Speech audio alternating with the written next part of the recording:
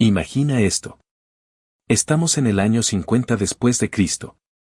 Un pescador judío llamado Pedro está en Jerusalén. Acaba de ver morir a su maestro hace apenas 20 años. Lo vio resucitar. Lo vio ascender al cielo. Y ahora, mientras está sentado en una casa, recibe una visión. Un lienzo desciende del cielo lleno de animales que la ley judía prohíbe comer.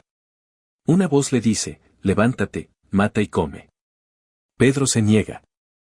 Ha sido judío toda su vida. Nunca ha comido nada impuro. Pero esa visión no era solo sobre comida. Era sobre el futuro del cristianismo. En ese momento, nadie sabía que los escritos que se estaban generando, cartas, relatos, testimonios, se convertirían en lo que hoy llamamos el Nuevo Testamento. 27 libros. 4 evangelios. Un libro de Hechos. 14 cartas de Pablo. 7 cartas generales. Un Apocalipsis. Pero cuéntame desde dónde me estás viendo ahora. ¿De qué ciudad, de qué país? Escríbelo en los comentarios. Me encanta saber de dónde viene cada persona que llega a Biblia Simple. Hoy vamos a hacer algo que probablemente nunca hayas hecho, vamos a recorrer cada uno de esos 27 libros en el orden exacto en que fueron escritos, quién los escribió, cuándo, a quién iban dirigidos, y cuál era el mensaje central que cada autor quería que su audiencia entendiera. No vamos a leerlos versículo por versículo. Vamos a entender la estructura completa del Nuevo Testamento como una unidad, como un edificio donde cada libro es una habitación que conecta con las demás. Al final de este video, vas a entender algo que la mayoría de los cristianos nunca entienden, como el Nuevo Testamento no fue escrito en el orden en que lo leemos. Como las cartas de Pablo fueron escritas antes que los evangelios. Como el Apocalipsis no es el final de la historia, sino una perspectiva diferente de lo que ya había sido revelado. Y como todo esto, tomado en conjunto, cuenta la historia del nacimiento del cristianismo desde adentro. Empecemos. Los 4 evangelios, el corazón del Nuevo Testamento. Cuando la mayoría de la gente abre la Biblia, empieza por Mateo. Pero Mateo no fue el primer libro del Nuevo Testamento escrito. Eso es importante que lo entiendas desde el principio. Los evangelios fueron escritos después de las cartas de Pablo. Pero los colocamos primero en nuestras Biblias porque contienen la historia de Jesús, y esa es la base de todo lo demás. Hay 4 evangelios. No 5, no 3. 4. Y la iglesia primitiva sabía perfectamente por qué. Cada uno cuenta la historia de Jesús desde una perspectiva diferente, para una audiencia diferente, con un propósito diferente.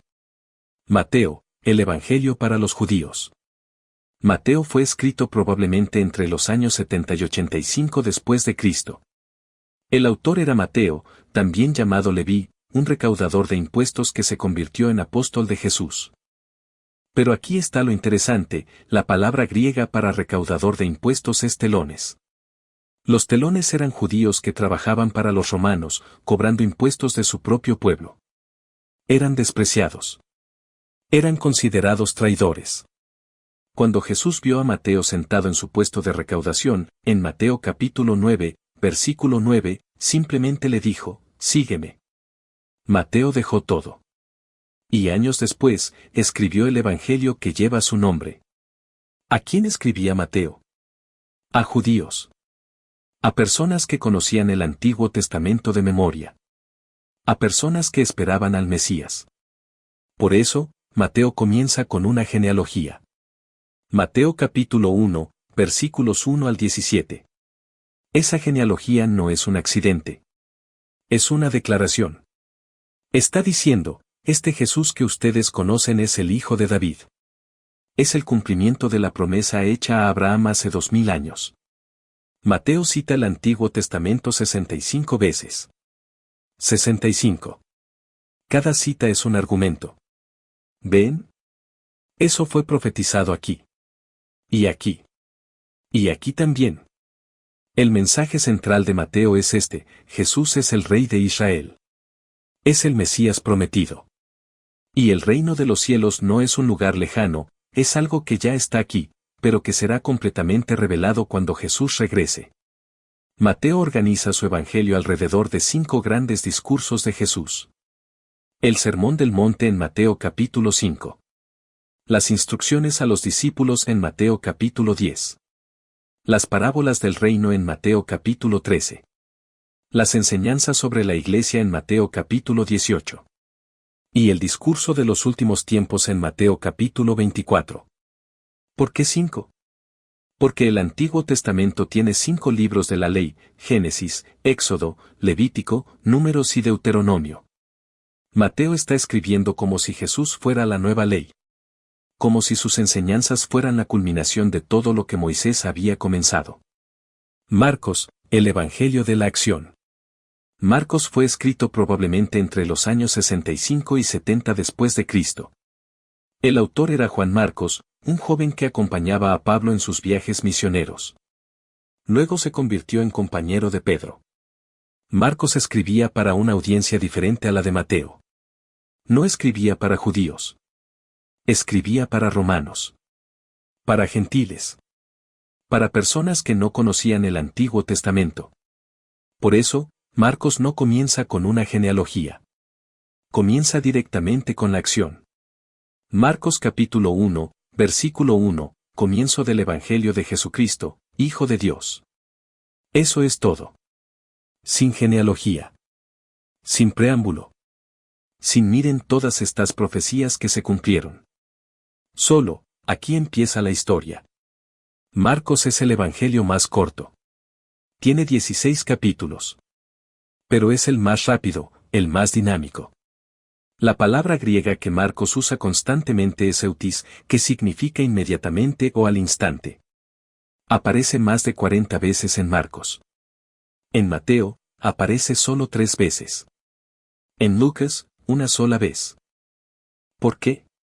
Porque Marcos está escribiendo para una audiencia que no tiene tiempo para largos discursos teológicos. Quiere que sientan la urgencia. La acción. El movimiento. Jesús hace algo. Luego hace otra cosa. Luego otra. El mensaje central de Marcos es este: Jesús es el Hijo de Dios que vino a servir, no a ser servido. Y su muerte no fue una derrota, fue el acto supremo de amor y redención. Marcos hace algo que los otros evangelios no hacen con la misma intensidad: enfatiza la humanidad de Jesús. Marcos 14, versículos 33 al 36. Jesús en el Getsemaní está asustado. La palabra griega es ektambeo, que significa estar profundamente perturbado, casi aterrorizado. Jesús dice: mi alma está muy triste, hasta la muerte. Ese es Marcos. Mostrando a Jesús completamente humano, completamente vulnerable, pero completamente obediente a Dios. Lucas, el Evangelio del cuidado de Dios. Lucas fue escrito probablemente entre los años 75 y 85 después de Cristo. El autor era Lucas, un médico gentil que acompañaba a Pablo en sus viajes misioneros. Lucas es el único autor gentil del Nuevo Testamento que escribió un evangelio. Y eso importa. Lucas escribía con la precisión de un médico. Con la sensibilidad de alguien que había viajado por todo el mundo mediterráneo. Con el cuidado de alguien que quería que todo fuera documentado correctamente. Lucas capítulo 1, versículos 1 al 4, es la única introducción formal de cualquier evangelio. Puesto que muchos han intentado narrar los hechos que se han cumplido entre nosotros, tal como nos los transmitieron los que desde el principio fueron testigos presenciales y se hicieron servidores de la palabra, me ha parecido conveniente también a mí, después de haberlo investigado todo cuidadosamente desde el principio, escribírtelo ordenadamente, excelentísimo Teófilo, para que conozcas bien la verdad de lo que te has enseñado. Lucas está diciendo: yo investigué. Yo hablé con testigos. Yo ordené todo esto cuidadosamente. Esto es confiable. ¿A quién escribía Lucas? A Teófilo. Probablemente un funcionario romano de alto rango. Alguien que necesitaba saber quién era Jesús, pero desde una perspectiva ordenada, lógica, documentada. El mensaje central de Lucas es este: Jesús es el Salvador de toda la humanidad, judíos y gentiles por igual. Y Dios cuida de los marginados, los pobres, las mujeres, los extranjeros. Lucas menciona a las mujeres más que cualquier otro evangelio. La madre de Jesús, María, aparece en Lucas con una profundidad que no vemos en otros evangelios. Las mujeres en la resurrección. Las viudas. Las pecadoras. Lucas quiere que entiendas que Jesús vino por todos. Lucas también es el único evangelio que cuenta la historia de la infancia de Jesús con detalle. Lucas capítulo 1 y 2. La anunciación del ángel Gabriel a María. El nacimiento en Belén. Los pastores. El niño Jesús en el templo. ¿Por qué? Porque Lucas quería que su audiencia entendiera que Jesús fue completamente humano desde el principio. No fue un fantasma. No fue una aparición. Fue un bebé. Fue un niño. Fue un hombre. Juan, el Evangelio de la Divinidad.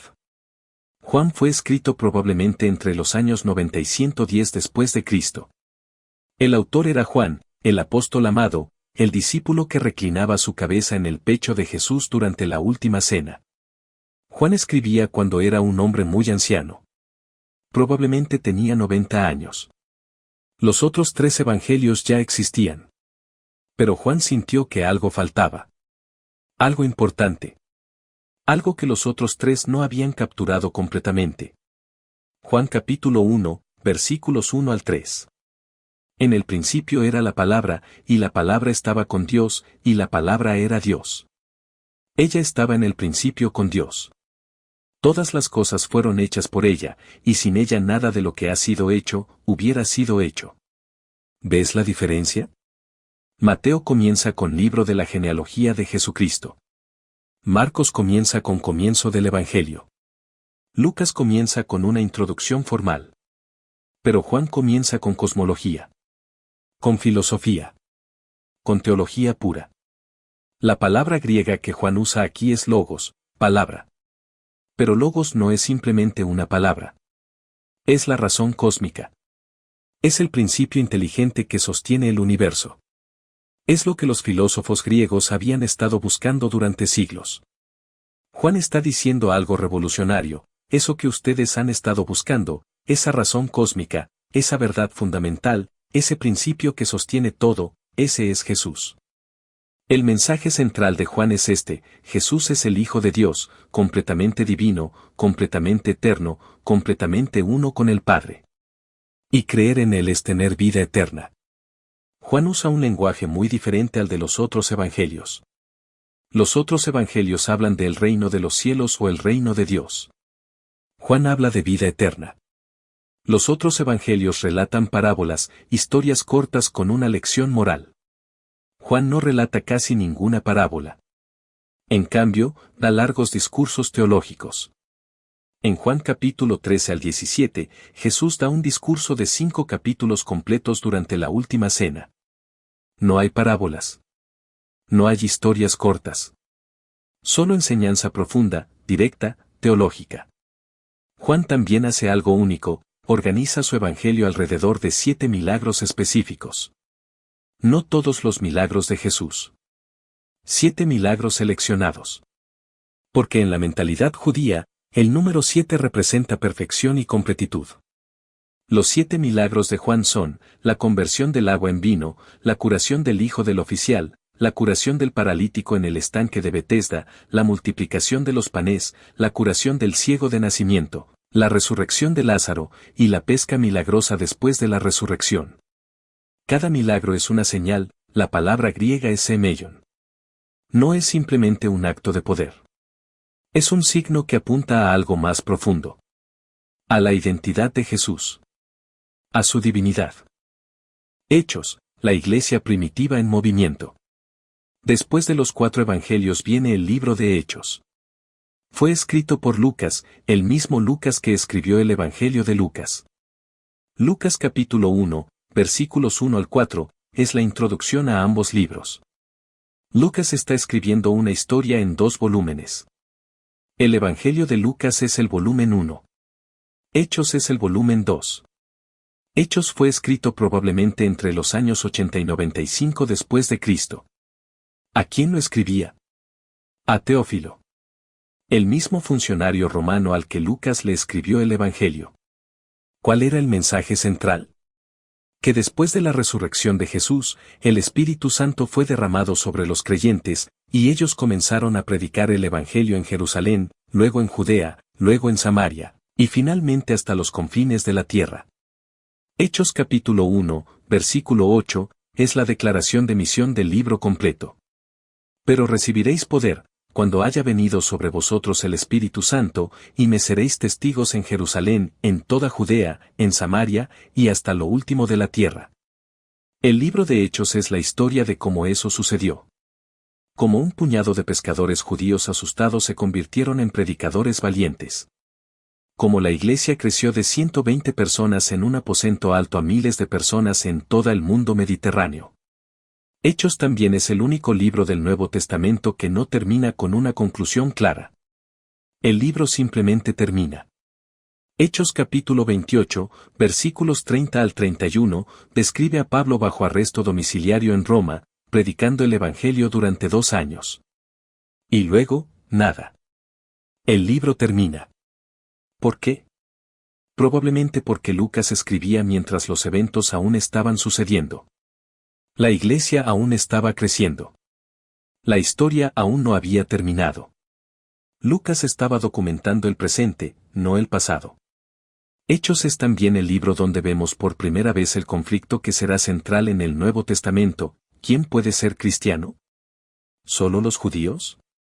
¿O también los gentiles? En Hechos capítulo 10, Pedro tiene esa visión del lienzo lleno de animales impuros. Luego va a la casa de un gentil llamado Cornelio. Y allí, el Espíritu Santo desciende sobre los gentiles exactamente de la misma manera que había descendido sobre los judíos en Pentecostés. Pedro se da cuenta, Dios está incluyendo a los gentiles. No solo a los judíos. Eso será el conflicto que Pablo tendrá que resolver en sus cartas. Las cartas de Pablo, el apóstol a los gentiles. Aquí es donde las cosas se ponen interesantes.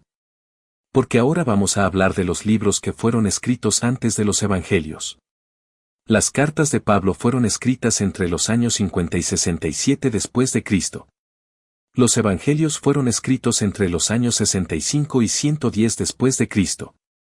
Eso significa que las cartas de Pablo son los documentos cristianos más antiguos que tenemos. Más antiguos que Mateo. Más antiguos que Marcos. Más antiguos que Lucas. Más antiguos que Juan. ¿Por qué? Porque Pablo no estaba escribiendo un evangelio.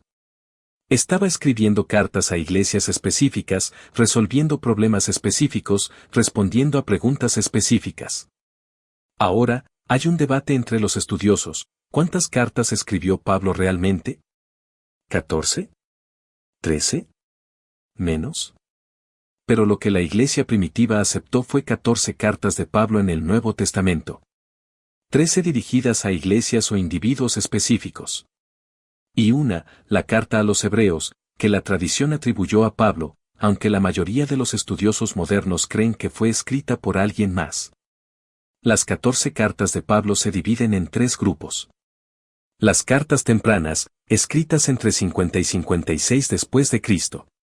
Estas incluyen 1 y 2 Tesalonicenses, Gálatas, 1 y 2 Corintios, y Romanos.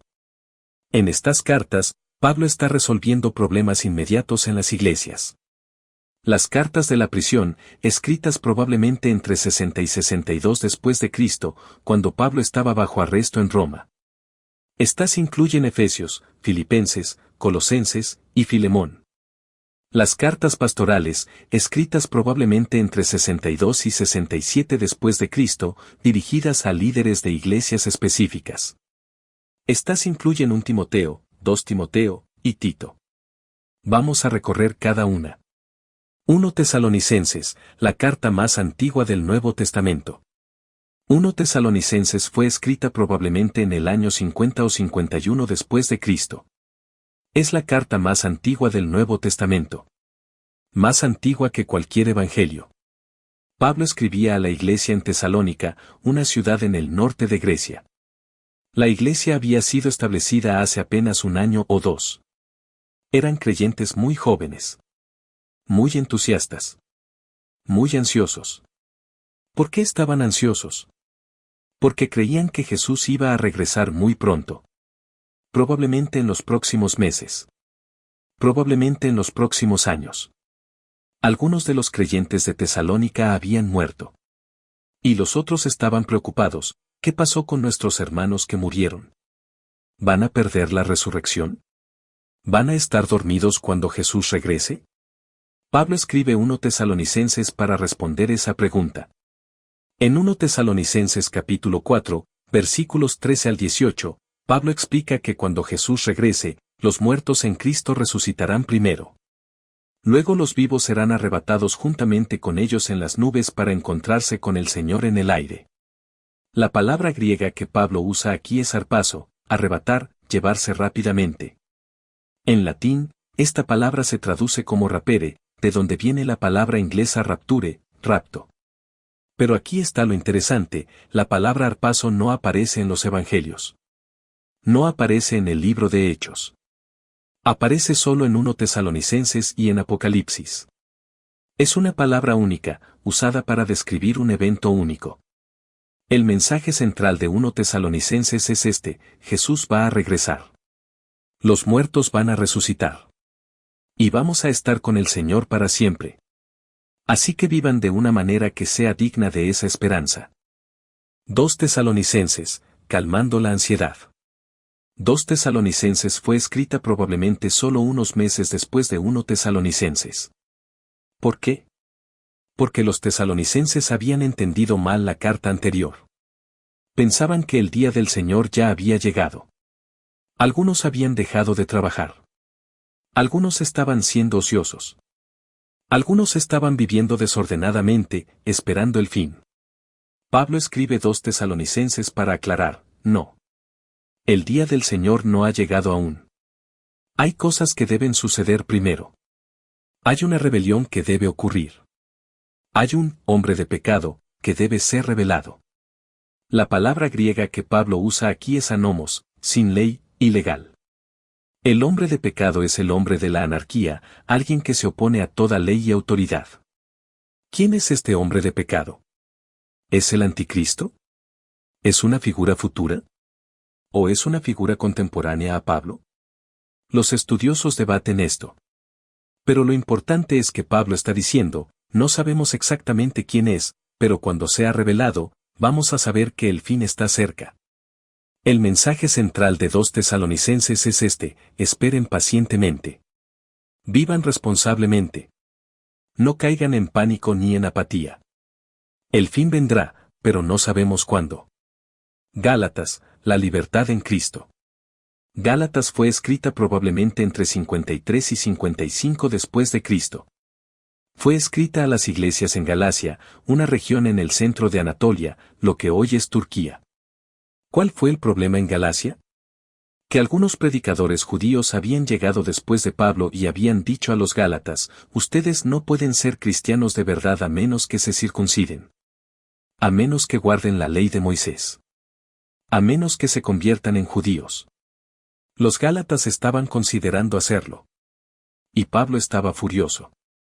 Gálatas es la carta más apasionada de Pablo.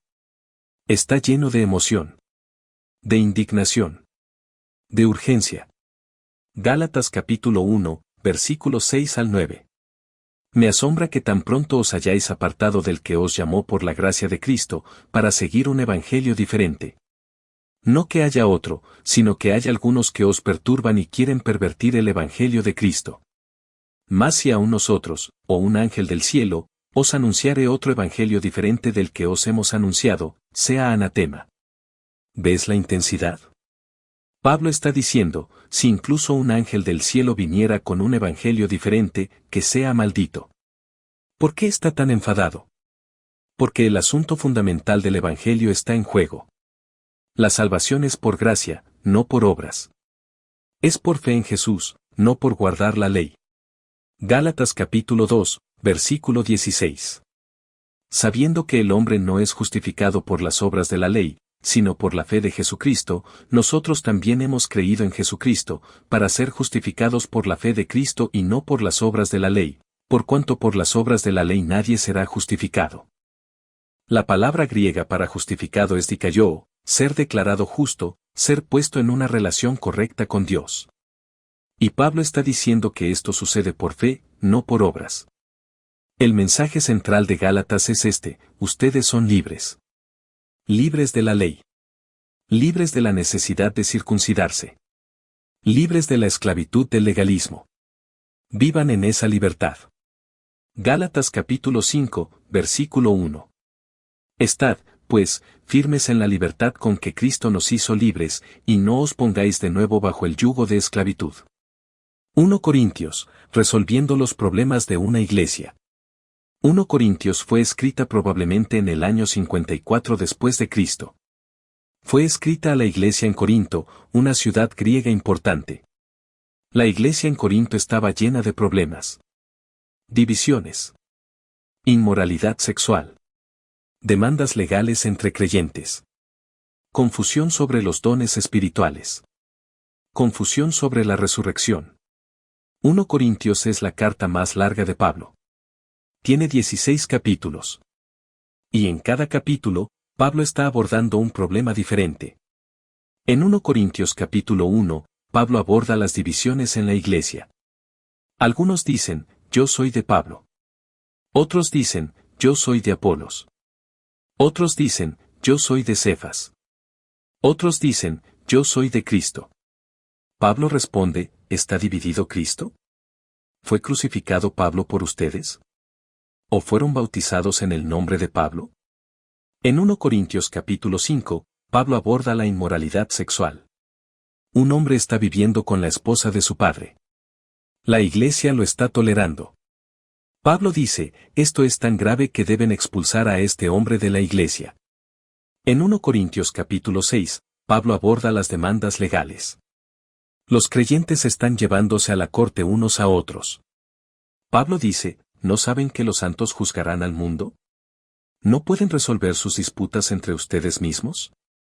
En 1 Corintios capítulo 12 al 14, Pablo aborda los dones espirituales. La iglesia estaba obsesionada con hablar en lenguas. Estaban dejando que los que hablaban en lenguas dominaran la iglesia. Pablo dice, sí, hablar en lenguas es un don. Pero no es el mayor don. El mayor don es el amor.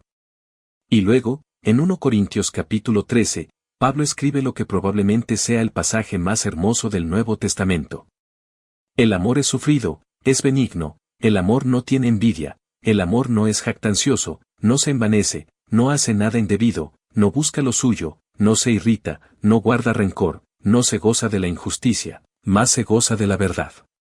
Todo lo sufre, todo lo cree, todo lo espera, todo lo soporta. En 1 Corintios capítulo 15, Pablo aborda la resurrección. Algunos en Corinto estaban diciendo que no hay resurrección de los muertos. Pablo dedica un capítulo completo a explicar por qué la resurrección es central para la fe cristiana. 1 Corintios capítulo 15, versículos 3 al 5. Porque primeramente os he enseñado lo que asimismo recibí, que Cristo murió por nuestros pecados, conforme a las Escrituras, y que fue sepultado, y que resucitó al tercer día, conforme a las Escrituras, y que apareció a Cefas, y después a los 12. Este es el resumen más antiguo de la muerte y resurrección de Jesús que tenemos. Más antiguo que cualquier evangelio. El mensaje central de 1 Corintios es este: la iglesia es el cuerpo de Cristo. Cada miembro es importante. Cada don es importante. Y todo debe estar motivado por el amor. 2 Corintios, la defensa del apóstol. 2 Corintios fue escrita probablemente en el año 55 o 56 después de Cristo, solo un año o dos después de 1 Corintios. ¿Por qué Pablo escribió 2 Corintios tan pronto? Porque la situación en Corinto había empeorado. Habían llegado apóstoles falsos, predicadores que decían ser apóstoles pero que no lo eran. Estaban cuestionando la autoridad de Pablo. Estaban diciendo que Pablo no era un verdadero apóstol. 2 Corintios es la carta más personal de Pablo. Está llena de autobiografía. De dolor. De defensa. En 2 Corintios capítulo 11, versículos 23 al 29, Pablo enumera todo lo que ha sufrido por causa del Evangelio. Son ministros de Cristo, hablo como si estuviera loco, yo más, en trabajos más abundante, en azotes sin número, en cárceles más, en peligros de muerte muchas veces. De los judíos 5 veces he recibido 40 azotes menos uno. 3 veces he sido azotado con varas, 1 vez he sido apedreado, 3 veces he naufragado, 1 noche y 1 día he estado en lo profundo, en caminos muchas veces, en peligros de ríos, peligros de ladrones, peligros de los de mi nación, peligros de los gentiles, peligros en la ciudad, peligros en el desierto, peligros en el mar, peligros entre falsos hermanos, en trabajo y fatiga, en muchos desvelos, en hambre y sed, en muchos ayunos, en frío y en desnudez, y además de otras cosas, lo que sobre mí se agolpa cada día, la preocupación por todas las iglesias. Esto no es jactancia. Es una defensa. Pablo está diciendo, he sufrido todo esto. Debo ser un verdadero apóstol. Pero luego, en 2 Corintios capítulo 12, Pablo cuenta algo más profundo. Dice que fue arrebatado al tercer cielo y escuchó palabras inefables que no le es permitido repetir. Y luego dice, para que la grandeza de las revelaciones no me exaltase desmedidamente, me fue dado un aguijón en la carne, un mensajero de Satanás que me abofetee, para que no me exalte sobremanera. ¿Qué era este aguijón en la carne? ¿Una enfermedad? ¿Un problema físico? ¿Una tentación espiritual? No sabemos. Pablo nunca lo especifica. Pero el punto es que Pablo pidió a Dios que lo quitara. Y Dios respondió, mi gracia te basta, porque mi poder se perfecciona en la debilidad. El mensaje central de 2 Corintios es este, la verdadera fortaleza apostólica no está en la sabiduría o el poder, sino en la vulnerabilidad y la dependencia de Dios. Romanos, la declaración teológica sistemática. Romanos fue escrita probablemente en el año 56 o 57 después de Cristo. Fue escrita a la iglesia en Roma. Romanos es diferente a todas las otras cartas de Pablo.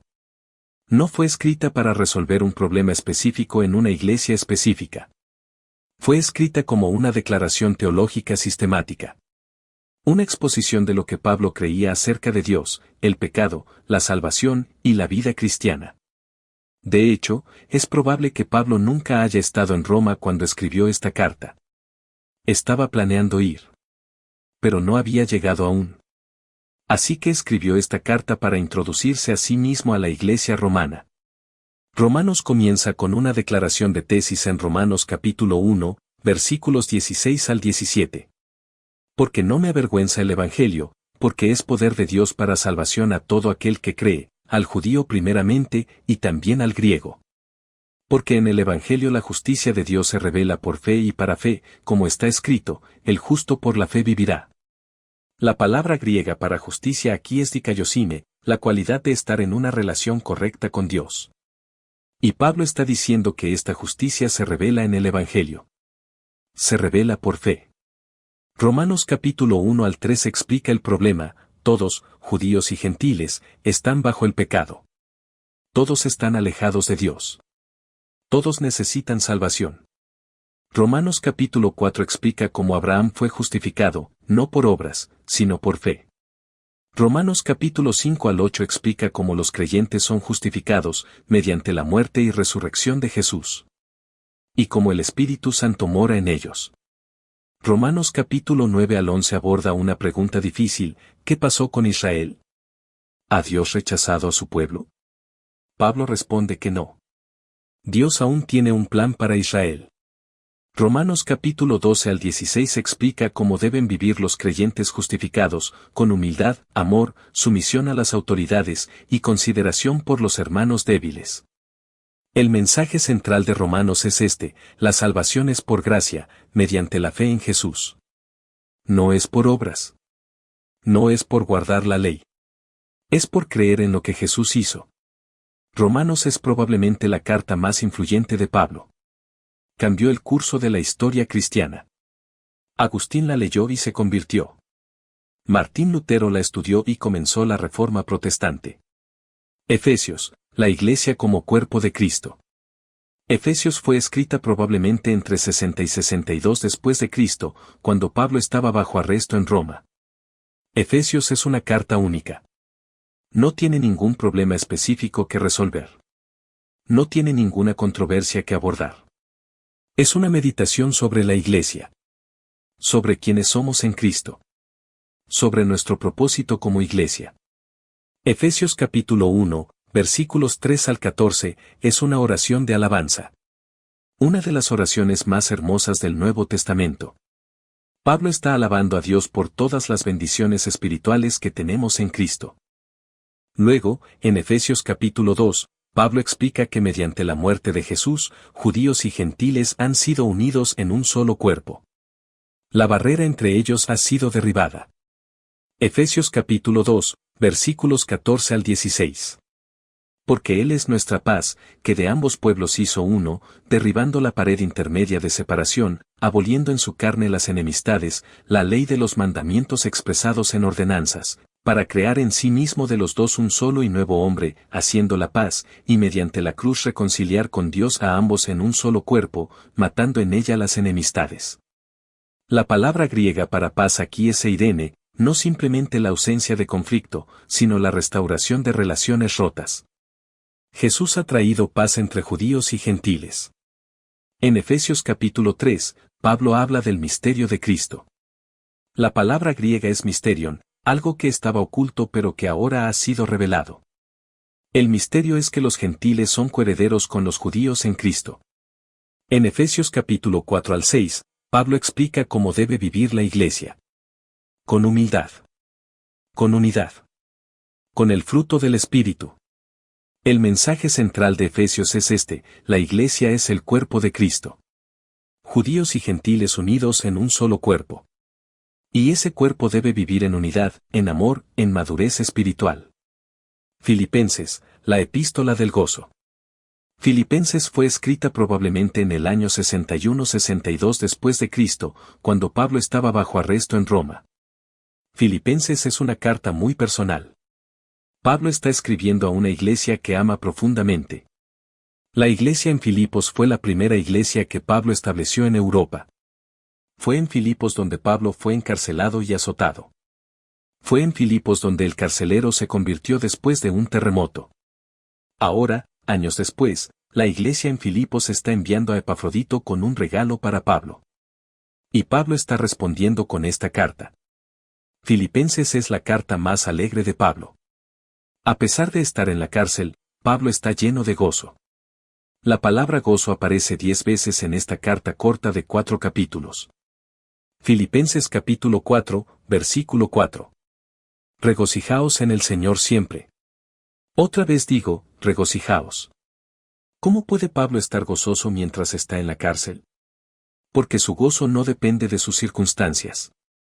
Depende de su relación con Jesús. En Filipenses capítulo 2, versículos 5 al 11, Pablo cita lo que probablemente sea un himno cristiano antiguo sobre la humildad y exaltación de Jesús. Haya, pues, en vosotros este sentir que hubo también en Cristo Jesús, el cual, siendo en forma de Dios, no estimó el ser igual a Dios como cosa a que aferrarse, sino que se despojó a sí mismo, tomando forma de siervo, hecho semejante a los hombres, y estando en la condición de hombre, se humilló a sí mismo, haciéndose obediente hasta la muerte, y muerte de cruz. Por lo cual Dios también lo exaltó hasta lo sumo, y le dio un nombre que es sobre todo nombre, para que en el nombre de Jesús se doble toda rodilla de los que están en los cielos, y en la tierra, y debajo de la tierra, y toda lengua confiese que Jesucristo es el Señor, para gloria de Dios Padre. Este pasaje es profundo. Está diciendo que Jesús, siendo Dios, renunció a sus derechos divinos, se convirtió en humano, y se humilló a sí mismo hasta la muerte en una cruz. Y por eso, Dios lo exaltó. La palabra griega para se despojó aquí es ekenosen, literalmente, se vació. Jesús se vació de sí mismo. Renunció a su gloria. Se convirtió en un siervo. El mensaje central de Filipenses es este: encuentren su gozo en Jesús, no en las circunstancias. Vivan en humildad. Vivan en unidad. Vivan en paz. Colosenses, Cristo, el centro de todo. Colosenses fue escrita probablemente en el año 61-62 después de Cristo, alrededor del mismo tiempo que Efesios. Colosenses fue escrita a la iglesia en Colosas, una ciudad en Frigia, en lo que hoy es Turquía. Pablo nunca había estado en Colosas. Pero la iglesia había sido establecida por Epafras, un discípulo de Pablo. ¿Cuál era el problema en Colosas? Que había una herejía. Una falsa enseñanza. Algunos estaban diciendo que necesitaban adorar a ángeles. Que necesitaban guardar ciertas leyes dietéticas. Que necesitaban observar ciertos días sagrados. Pablo escribe Colosenses para corregir esta herejía. Y lo hace enfatizando que Jesús es suficiente. Jesús es supremo. Jesús es el centro de todo. Colosenses capítulo 1, versículos 15 al 20. Él es la imagen del Dios invisible, el primogénito de toda creación. Porque por él fueron creadas todas las cosas, las que hay en los cielos y las que hay en la tierra, visibles e invisibles, sean tronos, sean dominios, sean principados, sean potestades. Todo fue creado por medio de él y para él. Y él es antes de todas las cosas, y todas las cosas en él subsisten, y él es la cabeza del cuerpo que es la iglesia, siendo él el principio, el primogénito de entre los muertos, para que en todo tenga la preeminencia. Por cuanto agradó al Padre que en él habitase toda plenitud, y por medio de él reconciliase todas las cosas consigo, pacificando mediante la sangre de su cruz, así las que están en la tierra como las que están en los cielos. La palabra griega para imagen aquí es eikon, representación exacta. Jesús es la representación exacta de Dios invisible. La palabra para primogénito es prototokos, el primero en rango, no necesariamente el primero en tiempo. Jesús es el primero en rango de toda la creación. El mensaje central de Colosenses es este: Jesús es supremo. Jesús es suficiente. No necesitan nada más. No necesitan ángeles. No necesitan leyes. Solo necesitan a Jesús. Filemón, una carta sobre la esclavitud. Filemón es la carta más corta de Pablo. Solo tiene 25 versículos. Una página en la mayoría de las Biblias. Pero es una carta poderosa. Es una carta sobre la esclavitud. Filemón era un cristiano acaudalado en Colosas. Tenía un esclavo llamado Onésimo. Onésimo se escapó. Y de alguna manera, llegó a Roma, donde conoció a Pablo. Onésimo se convirtió en cristiano. Y ahora es útil para Pablo. Pero Pablo lo envía de vuelta a Filemón. ¿Por qué? Porque Onésimo pertenecía a Filemón. Pablo no quería actuar sin el consentimiento de Filemón. Pero Pablo escribe una carta. Una carta hermosa. Una carta que cambia la relación entre Filemón y Onésimo. Filemón versículos 10 al 16. Te ruego por mi hijo Onésimo, a quien engendré en mis prisiones, el cual en otro tiempo te fue inútil, pero ahora a ti y a mí nos es útil. Te lo vuelvo a enviar, tú recíbelo como a mis propias entrañas. Yo quisiera retenerlo conmigo, para que en tu lugar me sirviese en mis prisiones por el Evangelio, pero nada quise hacer sin tu consentimiento, para que tu favor no fuese como de necesidad, sino voluntario. Porque quizá para esto se apartó de ti por un tiempo, para que le recibieses para siempre, no ya como esclavo, sino como más que esclavo, como hermano amado, mayormente para mí, pero cuanto más para ti, tanto en la carne como en el Señor. ¿Ves lo que Pablo está haciendo? No está diciendo que la esclavitud es mala. Eso hubiera sido revolucionario en el primer siglo. Hubiera sido peligroso. Pero está diciendo algo más radical. Está diciendo que Onésimo ya no es simplemente un esclavo. Es un hermano. Un hermano amado. La relación ha cambiado. Ya no es una relación de amo y esclavo. Es una relación de hermanos en Cristo. El mensaje central de Filemón es este: en Cristo, las barreras sociales se rompen. El esclavo y el amo son hermanos. 1 Timoteo, instrucciones para un líder de iglesia. 1 Timoteo fue escrita probablemente entre 62 y 67 después de Cristo. Fue escrita a Timoteo, un joven líder de iglesia que trabajaba con Pablo. 1 Timoteo es una carta práctica. Pablo está dando instrucciones a Timoteo sobre cómo dirigir la iglesia en Efeso. ¿Qué tipo de instrucciones? Instrucciones sobre cómo elegir líderes. Instrucciones sobre cómo tratar a diferentes grupos de personas. Instrucciones sobre cómo combatir la falsa enseñanza. 1 Timoteo capítulo 1, versículos 3 al 4. como te rogué que te quedases en Efeso, cuando fui a Macedonia, para que mandases a algunos que no enseñen diferente doctrina, ni presten atención a fábulas y genealogías interminables, que antes producen cuestiones que edificación de Dios, así ahora. Hay falsa enseñanza en Efeso. Hay maestros que están enseñando fábulas y genealogías interminables. Probablemente especulación sobre el mundo espiritual. Probablemente enseñanzas que no tienen base en la verdad de Dios. Pablo le dice a Timoteo, detén esto. Enseña la verdad. En 1 Timoteo capítulo 2, Pablo da instrucciones sobre cómo deben orar. En 1 Timoteo capítulo 3, da instrucciones sobre las calificaciones de los obispos y diáconos. En 1 Timoteo capítulo 4, advierte sobre maestros falsos que prohíben el matrimonio y ciertos alimentos. En 1 Timoteo capítulo 6, Pablo le dice a Timoteo, pelea la buena batalla de la fe. Retén lo que te ha sido encomendado. El mensaje central de 1 Timoteo es este, protege la verdad. Combate la falsa enseñanza. Vive una vida digna del Evangelio. 2 Timoteo, la última carta de Pablo. 2 Timoteo fue escrita probablemente en el año 67 después de Cristo. Fue la última carta que Pablo escribió. Probablemente poco antes de su ejecución bajo el emperador Nerón. 2 Timoteo es más personal que 1 Timoteo. Es una carta de un hombre que sabe que está a punto de morir.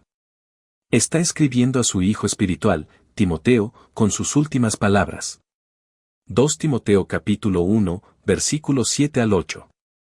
Porque no nos ha dado Dios espíritu de cobardía, sino de poder, de amor y de dominio propio.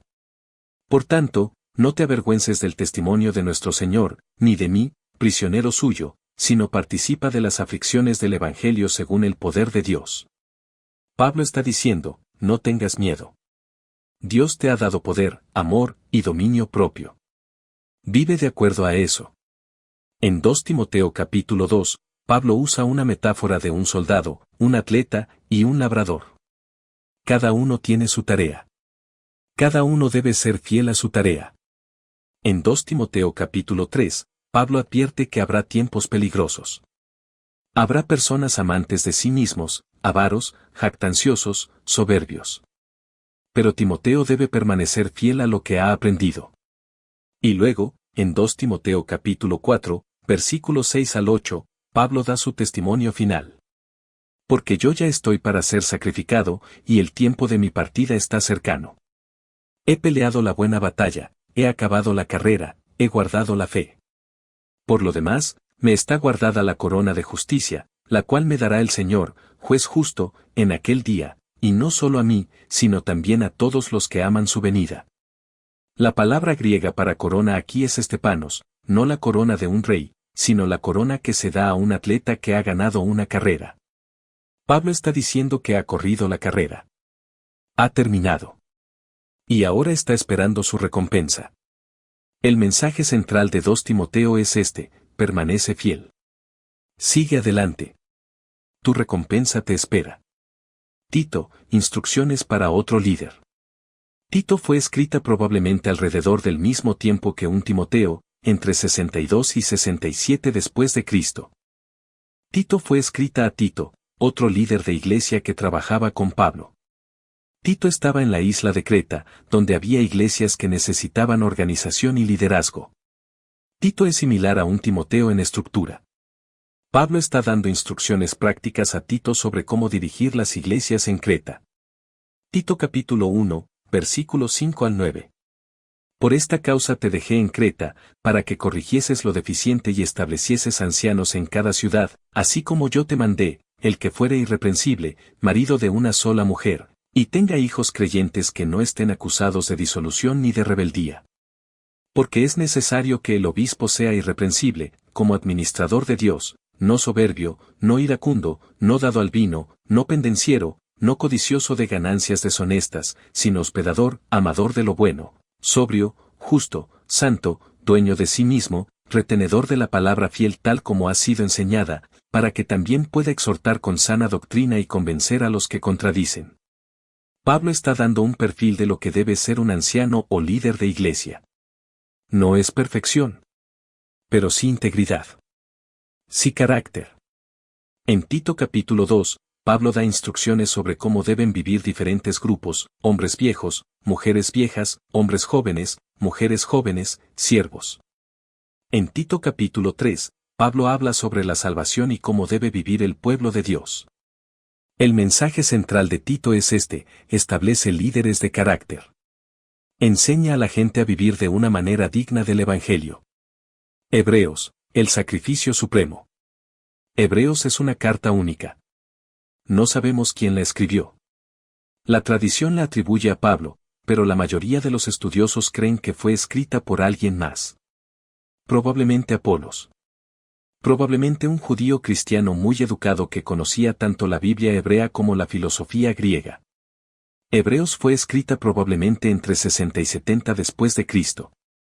Fue escrita a judíos cristianos que estaban considerando volver al judaísmo. ¿Por qué? Probablemente porque la persecución era severa. Probablemente porque extrañaban el templo. Probablemente porque el cristianismo era nuevo y frágil, mientras que el judaísmo era antiguo y establecido. El autor de Hebreos escribe para decirles: no vuelvan. Jesús es mejor. Jesús es el cumplimiento de todo. Hebreos usa una estructura repetida: Jesús es mejor que. Jesús es mejor que los ángeles. Hebreos capítulo 1 al 2. Jesús es mejor que Moisés. Hebreos capítulo 3. Jesús es mejor que Josué. Hebreos capítulo 4. Jesús es mejor que Aarón. Jesús es el sumo sacerdote supremo. Hebreos capítulo 5 al 10. Y el argumento principal es este: en el Antiguo Testamento había sacrificios continuos. El sacerdote ofrecía sacrificios una y otra vez, año tras año. Porque los sacrificios nunca eran suficientes para quitar el pecado. Pero Jesús ofreció un sacrificio. Un sacrificio único. Un sacrificio que fue suficiente. Para siempre. Hebreos capítulo 10, versículos 11 al 14. Y ciertamente todo sacerdote está día tras día ministrando y ofreciendo muchas veces los mismos sacrificios que nunca pueden quitar los pecados, pero Cristo, habiendo ofrecido una sola vez para siempre un sacrificio por los pecados, se ha sentado a la diestra de Dios, de ahí en adelante esperando hasta que sus enemigos sean puestos por estrado de sus pies. Porque con una sola ofrenda hizo perfectos para siempre a los santificados. La palabra griega para perfectos aquí es teleio, completamente maduros, completamente completos. Mediante el sacrificio de Jesús, somos hechos perfectos. Completamente aceptables ante Dios. Hebreos también es conocido por su definición de fe. Hebreos capítulo 11, versículos 1 al 3. Es, pues, la fe la certeza de lo que se espera, la convicción de lo que no se ve. Porque por ella alcanzaron buen testimonio los antiguos. Por la fe entendemos haber sido constituido el universo por la palabra de Dios, de modo que lo que se ve fue hecho de lo que no se veía. La palabra griega para fe aquí es pistis, confianza, convicción, certeza. No es simplemente creer en hechos. Es confiar en Dios. Es estar convencido de lo que no ves. Hebreos capítulo 11 es la galería de fe, una lista de personas del Antiguo Testamento que vivieron por fe. Abel. Enoc. Noé. Abraham. Sara. Isaac. Jacob. José. Moisés. Rahab. Y muchos otros. El mensaje central de Hebreos es este: Jesús es el sumo sacerdote supremo. Su sacrificio es suficiente. Vivan por fe en él. Las cartas generales, otros apóstoles escriben. Después de las cartas de Pablo vienen las cartas generales. Son llamadas generales porque no están dirigidas a una iglesia específica, sino a un grupo más amplio de creyentes. Hay 7 cartas generales en el Nuevo Testamento: Santiago, 1 Pedro, 2 Pedro, 1 Juan, 2 Juan, 3 Juan, y Judas. Santiago, la fe sin obras está muerta. Santiago fue escrita probablemente entre 45 y 65 después de Cristo. El autor era Santiago, el hermano de Jesús, quien se convirtió después de la resurrección. Santiago fue escrita a las 12 tribus dispersas, a judíos cristianos que habían sido esparcidos por persecución. Santiago es una carta práctica. No es altamente teológica como las cartas de Pablo. Es sobre cómo vivir, cómo comportarse, cómo tratar a otros. Santiago capítulo 1, versículos 2 al 4. Hermanos míos, tened por sumo gozo cuando os halléis en diversas pruebas, sabiendo que la prueba de vuestra fe produce paciencia. Mas tenga la paciencia su obra completa, para que seáis perfectos y cabales, sin que os falte cosa alguna. Santiago está diciendo, cuando enfrentes dificultades, alégrate. Porque las dificultades producen paciencia. Y la paciencia produce madurez. Santiago capítulo 2 aborda un tema importante, ¿cómo tratamos a los pobres? Santiago critica a los que muestran favoritismo. Si alguien rico entra a la iglesia, lo tratan con respeto. Pero si alguien pobre entra, lo ignoran. Santiago capítulo 2, versículos 1 al 4. Hermanos míos, que vuestra fe en nuestro Señor Jesucristo glorioso no sea con acepción de personas. Porque si en vuestra congregación entra un hombre con anillo de oro y con ropa espléndida, y entra también un pobre con ropa andrajosa, ¿no hacéis distinción entre vosotros, y venís a ser jueces con pensamientos malos? Luego, en Santiago capítulo 2, versículos 26, Santiago hace una declaración que ha sido interpretada de muchas maneras. Porque como el cuerpo sin espíritu está muerto, así también la fe sin obras está muerta. ¿Está Santiago contradictorio con Pablo? Pablo dice que somos justificados por fe, no por obras.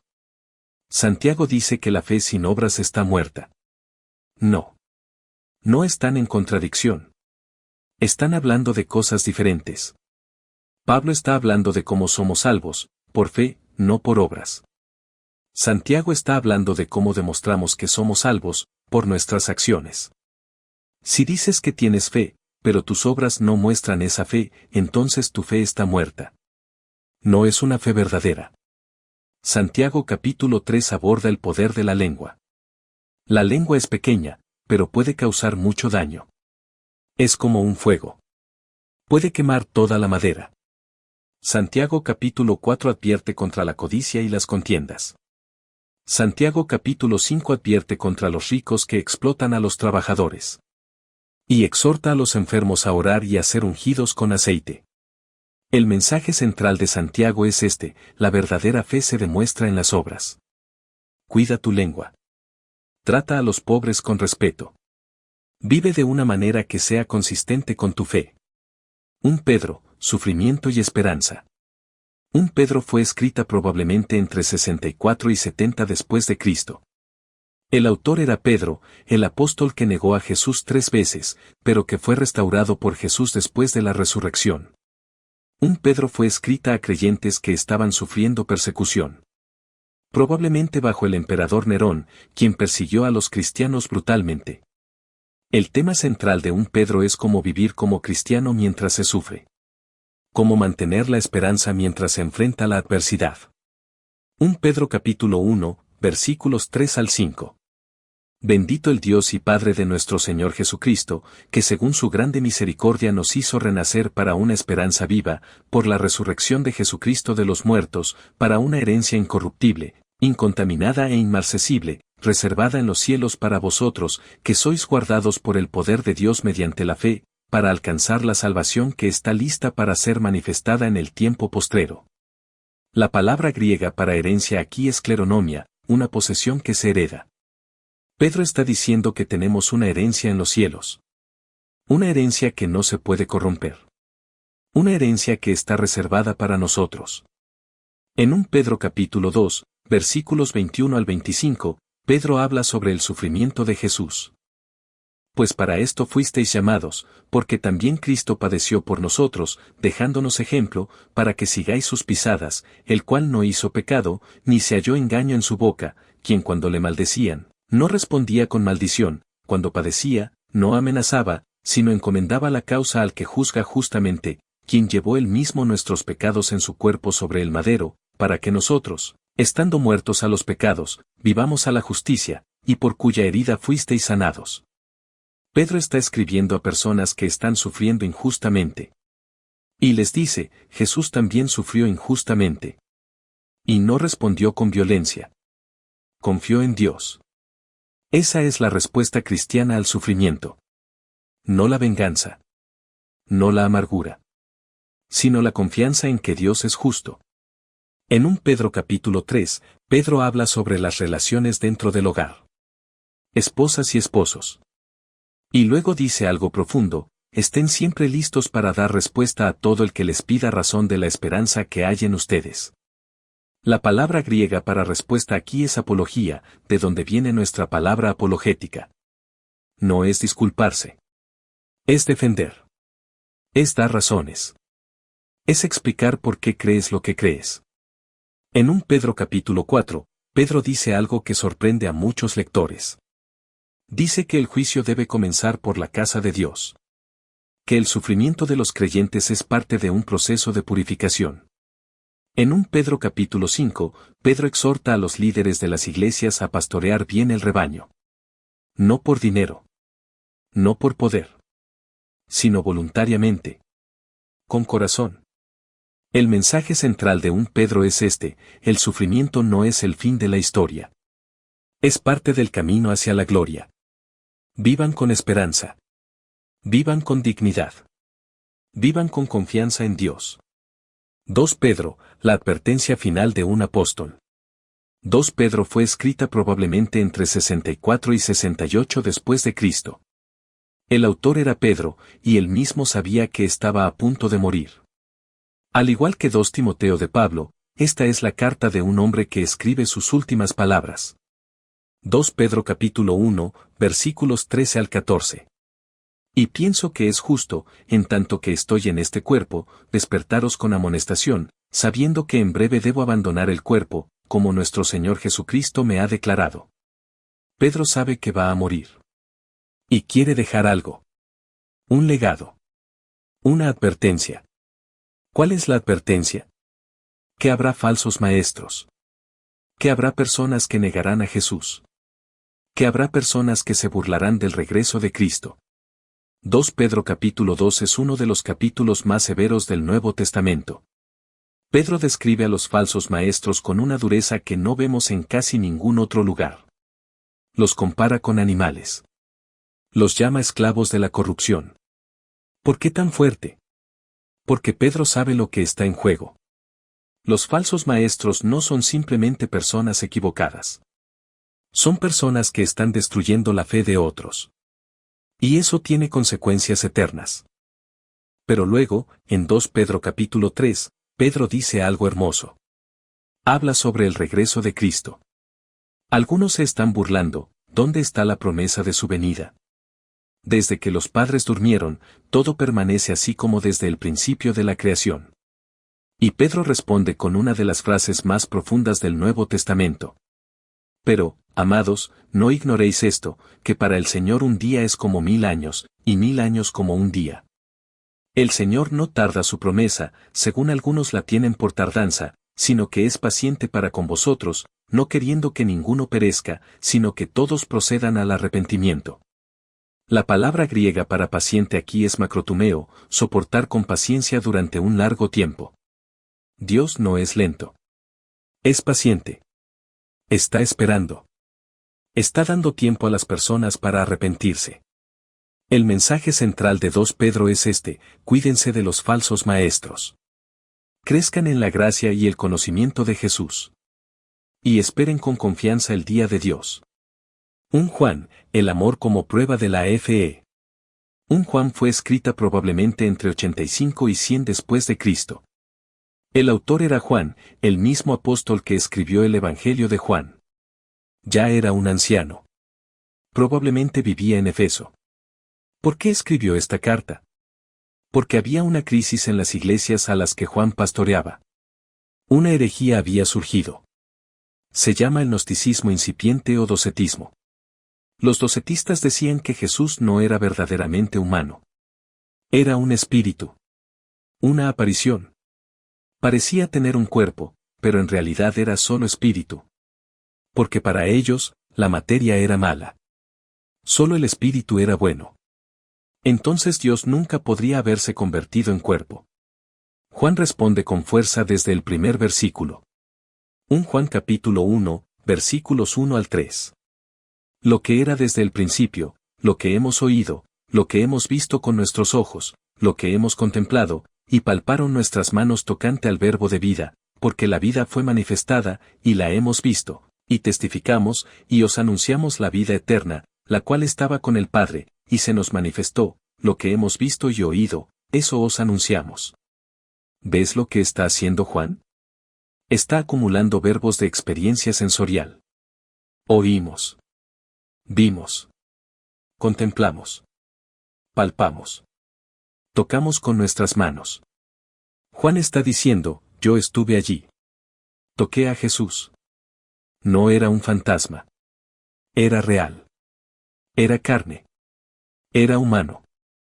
Pero un Juan no es solo una carta teológica sobre la naturaleza de Jesús. Es una carta profundamente práctica sobre cómo vivir como cristiano. Y el tema central de un Juan es uno, el amor. La palabra griega agape, amor sacrificial, amor incondicional, aparece 46 veces en estas 5 páginas de carta. 1 Juan capítulo 4, versículos 7 al 8. Amados, amémonos unos a otros, porque el amor es de Dios. Todo aquel que ama, es nacido de Dios, y conoce a Dios. El que no ama, no ha conocido a Dios, porque Dios es amor. Esta es una de las declaraciones más extraordinarias de toda la Biblia. No solo dice que Dios ama. Dice que Dios es amor. La esencia de Dios es amor. Y Juan dice que si conoces a Dios, amarás. Si no amas, no conoces a Dios. El amor no es opcional. Es la prueba de que perteneces a Dios. Juan también da 3 pruebas para saber si alguien es verdaderamente cristiano. La prueba doctrinal, ¿confiesan que Jesucristo ha venido en carne? La prueba moral, ¿viven de una manera justa, evitando el pecado? ¿Y la prueba social, aman a sus hermanos? El mensaje central de un Juan es este: si conoces a Dios, amarás. Si perteneces a la luz, caminarás en la luz. La fe genuina se prueba en el amor genuino. 2 Juan, una carta breve sobre la verdad. 2 Juan fue escrita probablemente alrededor del mismo tiempo que 1 Juan. Es la carta más corta del Nuevo Testamento junto a 3 Juan. Solo tiene 13 versículos. Una sola página. El autor se identifica como el anciano, la palabra griega es presbiteros. Es Juan, que se identifica con este título en lugar de su nombre. ¿A quién está escribiendo? A la señora elegida y a sus hijos. Probablemente una metáfora de una iglesia y sus miembros. El tema es simple y urgente: no reciban en sus casas a los maestros que niegan que Jesucristo ha venido en carne. 2 Juan versículos 10 al 11. Si alguno viene a vosotros, y no trae esta doctrina, no le recibáis en casa, ni le digáis, bienvenido. Porque el que le dice, bienvenido, participa en sus malas obras. En el primer siglo, las iglesias se reunían en casas. Los maestros itinerantes viajaban de iglesia en iglesia. Si una iglesia los recibía en su casa, les estaba dando plataforma para enseñar. Juan dice, no le den plataforma a los falsos maestros. Si lo hacen, participan en su error. El mensaje central de 2 Juan es este: el amor y la verdad no son opuestos. No puede haber amor verdadero sin verdad. Y parte de amar a la iglesia es protegerla de la falsedad. 3 Juan, el liderazgo en la iglesia. 3 Juan fue escrita probablemente alrededor del mismo tiempo que 2 Juan. También tiene 13 versículos. También está escrita por el anciano, Juan. Esta vez, Juan está escribiendo a un individuo. Gallo, un creyente que estaba siendo fiel en recibir y ayudar a los maestros itinerantes que enviaba Juan. Pero hay un problema. Un líder en la iglesia llamado Diótrefes está causando conflicto. Está rechazando a los mensajeros de Juan. Está expulsando de la iglesia a los que quieren recibirlos. Está hablando contra Juan con palabras malignas. 3 Juan versículos 9 al 10. Yo he escrito a la iglesia, pero Diótrefes, al cual le gusta tener el primer lugar entre ellos, no nos recibe. Por esta causa, Si yo fuere, recordaré las obras que hace parloteando con palabras malignas contra nosotros, y no contento con estas cosas, no recibe a los hermanos, y a los que quieren recibirlos se lo prohíbe, y los expulsa de la iglesia. Este es uno de los pasajes más relevantes para las iglesias de todos los tiempos. Diótrefes no es un hereje teológico. No está enseñando una doctrina falsa. Pero ama el poder. Ama el primer lugar. Y usa su posición para controlar y excluir. Juan contrasta a Diótrefes con Demetrio, otro hombre en la iglesia, de quien todos hablan bien. La diferencia no es la teología. Es el carácter. El mensaje central de 3 Juan es este: el liderazgo en la iglesia debe estar motivado por el servicio, no por el poder. El carácter importa. La hospitalidad importa. La fidelidad importa. Judas, la defensa de la fe. Judas fue escrita probablemente entre 65 y 80 después de Cristo. El autor se identifica como Judas, siervo de Jesucristo y hermano de Santiago. Eso significa que era también hermano de Jesús. Judas es una carta urgente. Dramática. Apasionada. Judas versículos 3 al 4. Amados, por la gran solicitud que tenía de escribiros acerca de nuestra común salvación, me ha sido necesario escribiros exhortándoos que contendáis ardientemente por la fe que ha sido una vez dada a los santos. Porque algunos hombres han entrado encubiertamente, los que desde antes habían sido destinados para esta condenación, hombres impíos, que convierten en libertinaje la gracia de nuestro Dios y niegan a Dios el único soberano, y a nuestro Señor Jesucristo. Judas había querido escribir sobre la salvación. Pero tuvo que cambiar sus planes. La situación era urgente. Habían entrado personas que estaban pervirtiendo la gracia de Dios. Convertían la libertad cristiana en licencia para pecar. Su argumento era: somos salvados por gracia. Entonces podemos hacer lo que queremos. La ley ya no nos aplica. Judas responde con fuerza, citando ejemplos del Antiguo Testamento de personas que pensaron que podían hacer lo que quisieran y fueron juzgadas. Los israelitas en el desierto.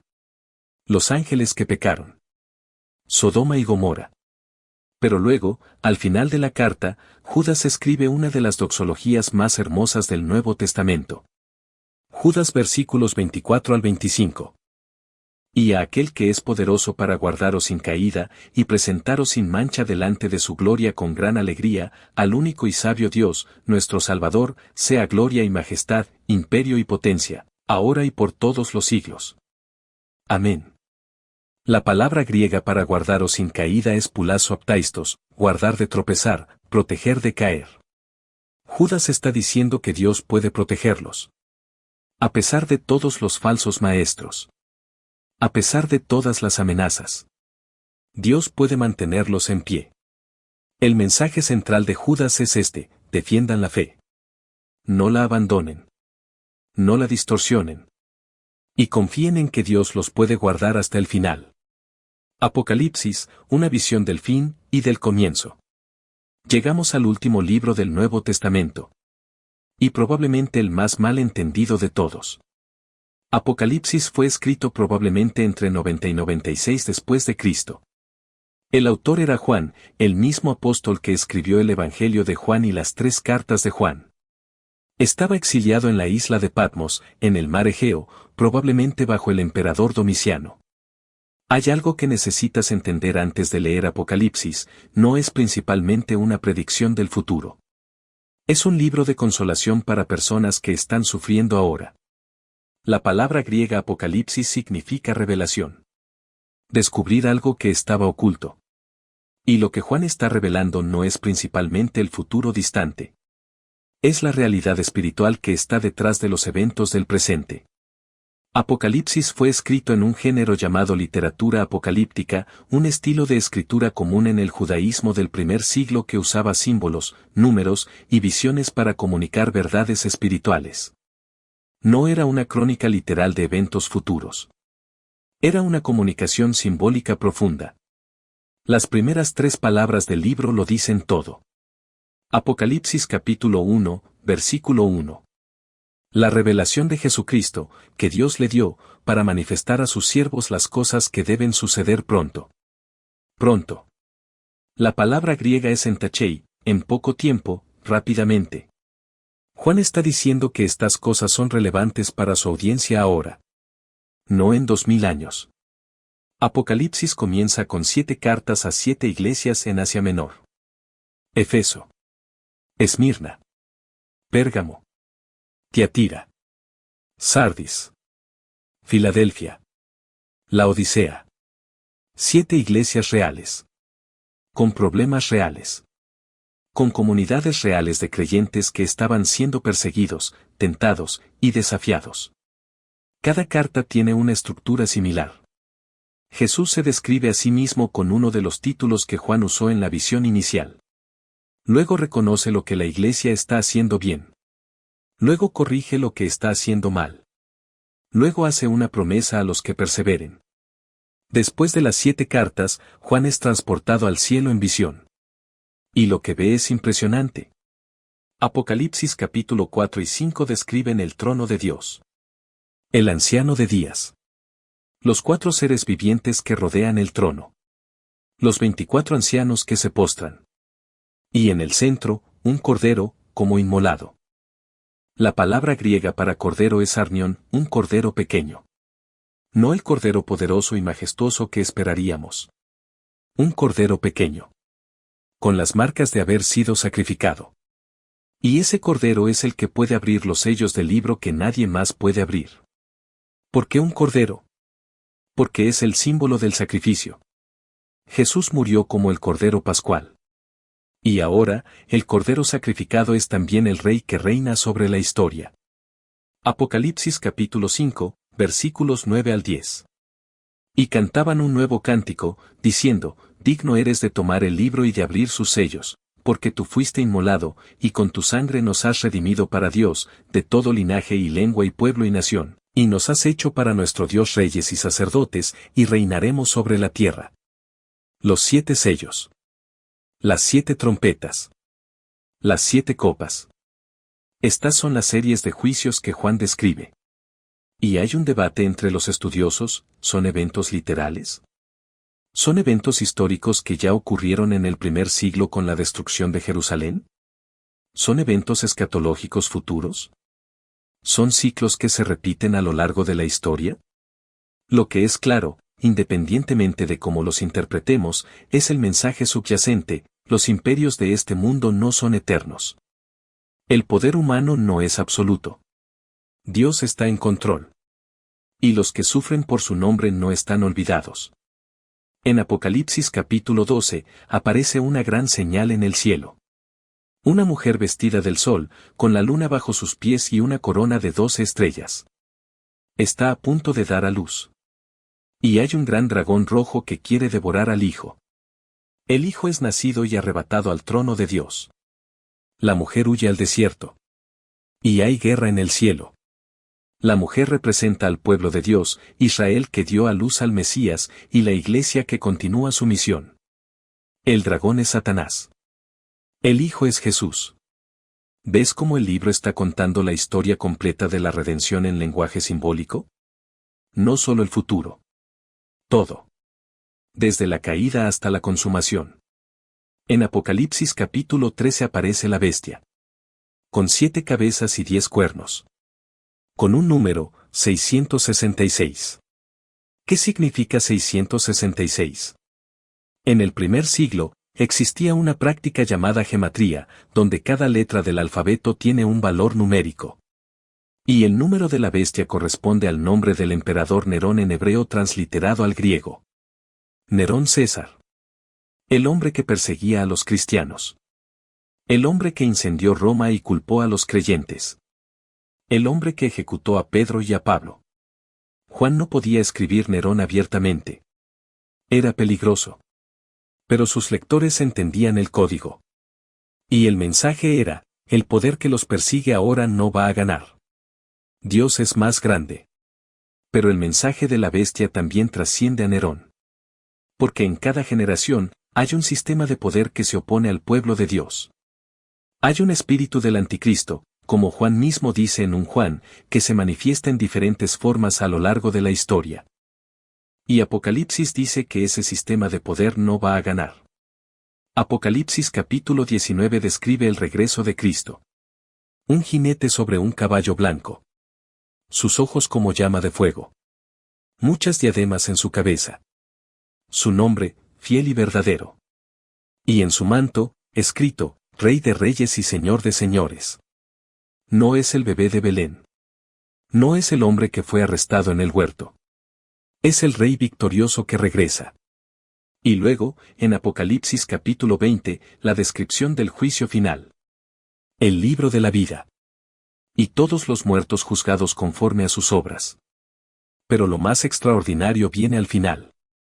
Apocalipsis capítulo 21, versículos 1 al 5. Vi un cielo nuevo y una tierra nueva, porque el primer cielo y la primera tierra pasaron, y el mar ya no existía más.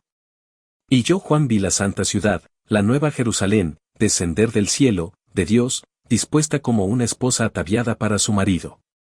Y oí una gran voz del cielo que decía, He aquí el tabernáculo de Dios con los hombres, y él morará con ellos, y ellos serán su pueblo, y Dios mismo estará con ellos como su Dios. Enjugará Dios toda lágrima de los ojos de ellos, y ya no habrá muerte, ni habrá más llanto, ni clamor, ni dolor, porque las primeras cosas pasaron. Y el que estaba sentado en el trono dijo, He aquí, yo hago nuevas todas las cosas. ¿Ves lo que está pasando aquí? Dios no está llevando a su pueblo fuera de la tierra hacia el cielo. Está trayendo el cielo a la tierra. La nueva Jerusalén desciende. Dios viene a morar con su pueblo. No es una escapada. Es una restauración. La primera creación fue buena. Pero fue corrompida. Dios no la va a abandonar. La va a renovar. La va a hacer nueva. La palabra griega para nuevas aquí es kan, nuevo en calidad, no nuevo en tiempo. No es otra cosa diferente. Es lo mismo transformado, renovado, perfeccionado. Y en ese nuevo mundo, no habrá más muerte. No habrá más llanto. No habrá más dolor. Porque las primeras cosas pasaron. Apocalipsis termina con una invitación. La última invitación de toda la Biblia. Apocalipsis capítulo 22, versículos 17 y 20. Y el espíritu y la esposa dicen, ven. Y el que oye, diga, ven. Y el que tiene sed, venga, y el que quiera, tome del agua de la vida gratuitamente. El que da testimonio de estas cosas dice, ciertamente vengo en breve. Amén, sí, ven, Señor Jesús. La última palabra de Jesús en la Biblia es una promesa, vengo en breve. Y la última oración de la Biblia es la respuesta de la Iglesia, ven, Señor Jesús. Así termina el Nuevo Testamento. No con un sistema teológico completo. No con una lista de reglas. Sino con una conversación. Un anhelo. Una esperanza. Conclusión, el edificio completo. Recuerda la metáfora con la que comenzamos. El Nuevo Testamento es un edificio. Cada libro es una habitación. Y ahora hemos recorrido todas las habitaciones. Los evangelios son el corazón del edificio. La historia de Jesús. El fundamento sobre el que todo lo demás se construye. Hechos es el pasillo que conecta el corazón con el resto. Muestra cómo esa historia de Jesús salió de Jerusalén y llegó al mundo. Las cartas de Pablo son las habitaciones de trabajo, donde la teología se aplica a la vida real, donde los problemas se resuelven, donde la doctrina se vuelve práctica. Las cartas generales son las habitaciones de advertencia, donde otros apóstoles recuerdan a la iglesia que el peligro es real, que la falsedad existe, que deben permanecer firmes. Y Apocalipsis es la ventana, la que da al futuro, al horizonte, a lo que aún no ha llegado pero que viene. Tomados juntos, estos 27 libros cuentan una historia. Una historia que comenzó antes de la creación. Que se concentró en un hombre de Nazaret. Que se extendió por todo el mundo mediterráneo en el primer siglo. Y que aún no ha terminado. Una historia en la que todavía estamos. Y esa es precisamente la razón por la que vale la pena entender el Nuevo Testamento no como una colección de versículos sueltos, sino como lo que realmente es, El testimonio de hombres y mujeres que creyeron que habían visto a Dios en carne, que habían tocado lo eterno con sus propias manos, y que no pudieron guardar silencio. Eso es Biblia simple.